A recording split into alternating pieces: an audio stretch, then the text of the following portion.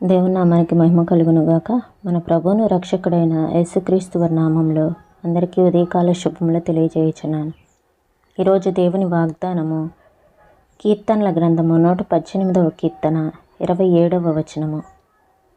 ఉత్సవ బలి పశువును త్రాళ్లతో బలిపీఠపు కొమ్ములకు కట్టుడి.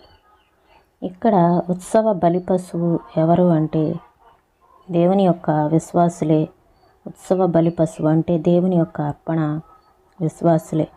ఈ బలిపీఠం ఎవరు అంటే క్రీస్తే బలిపీఠం. మనల్ని మనము దేవునికి పూర్తిగా శాశ్వతంగా ప్రేమ అనే తాళ్లతో కట్టేసుకుందాం. ఆయన నుంచి వదిలించుకోవటానికి, సంపూర్ణంగా అంకితమైన స్థితిలో నుంచి దిగజారటానికి మనం ఎప్పుడూ ప్రయత్నించకుండా ఉండాలి. మనము దేవునికి సమర్పించుకోవటానికి ఈ వాక్యము మనకి సాదృశ్యంగా ఉంది. ఈ బలిపీఠము నిన్ను ఆహ్వానించుటలేదా? మన సమర్పణ విషయంలో సనగకుండునట్లు మనము ఈ బలిపీఠమునకు కట్టబడి ఉండవలెను గదా. మన బ్రతుకులో సుఖానుభవముగా నుండగల దినములు వచ్చును. అయితే మనము సిలువను ఏర్పరచుకుందుము. కొన్నిసార్లు ఆకాశం ఎర్రగా ఉండును. అప్పుడు మనము భయపడి వెనకకు తగ్గుదుము. కానీ మనము బలిపీఠమును కట్టబడి ఉన్నచో వెనుజార వీలు లేదు. దానికి కట్టబడి ఉండుటయే మంచిది. పరిశుద్ధాత్ముడా, మమ్మను బంధించి సిలువ దగ్గరకు ఆకర్షించుము. అక్కడ నుండి మరి ఎన్నటికీ దూరముగా పారిపోనివ్వద్దు. విమోచనమను తొగరు దారముతో మమ్మును దానికి కట్టివేయుము. ప్రేమాయను బంగారు పగ్గముతోనూ రాకడా నిరీక్షణయను వెండి త్రాడుతోనూ మమ్మును ఆ బలిపీఠమునకు కట్టివేయుము. అప్పుడు మేము ఎక్కడికి పారిపోలేము. వేదన విచారముతో వ్రేలాడుచున్న మా ప్రభునితో పాలివారముగా నుండుటకు ఇదే మంచి పద్ధతి, సూత్రము కూడాను.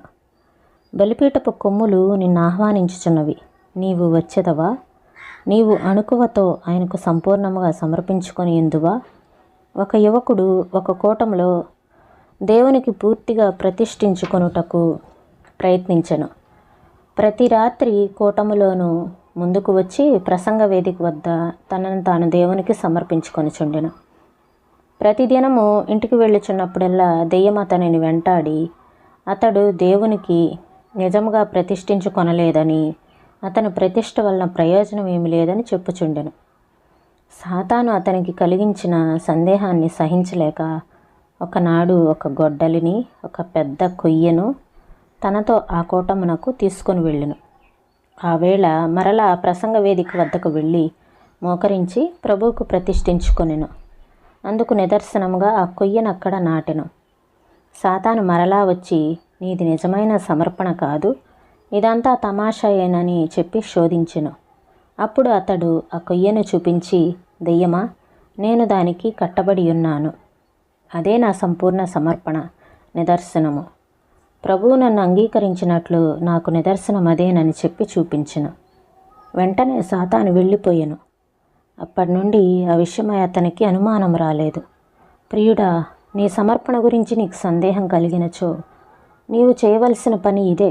ఒక కొయ్య తీసుకొని నీ ఇంటి ఆవరణంలో ఒక చోట నాటుము. అది దేవునికిని సాతానుకును సాక్ష్యముగా ఉండును. అప్పుడు సాతాను సిగ్గుపడును.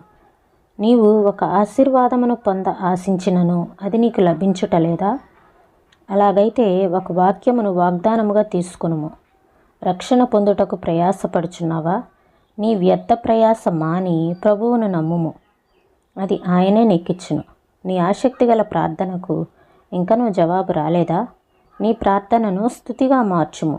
నీ సమస్తమును సంపూర్ణముగా ఆయనకు సమర్పించు వరకు ఆయన యందలి సంపూర్ణత నీకు అర్థము కాదు.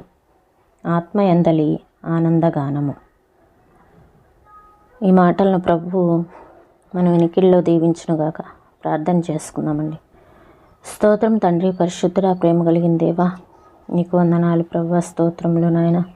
అయ్యా, మాకు మేముగా దేవా మీకు సమర్పించుకునేవారిగా అయ్యా నా తండ్రి, మీకు సమర్పించుకున్నామని చెప్పుకొంచు ఎన్నోసార్లు మేము విడిచిపెట్టి ఉండవచ్చును నాయన ప్రభా. పరిస్థితుల ప్రభావం వలన ఎన్నోసార్లు మీకు దూరంగా జీవించి ఉన్నాం తండ్రి.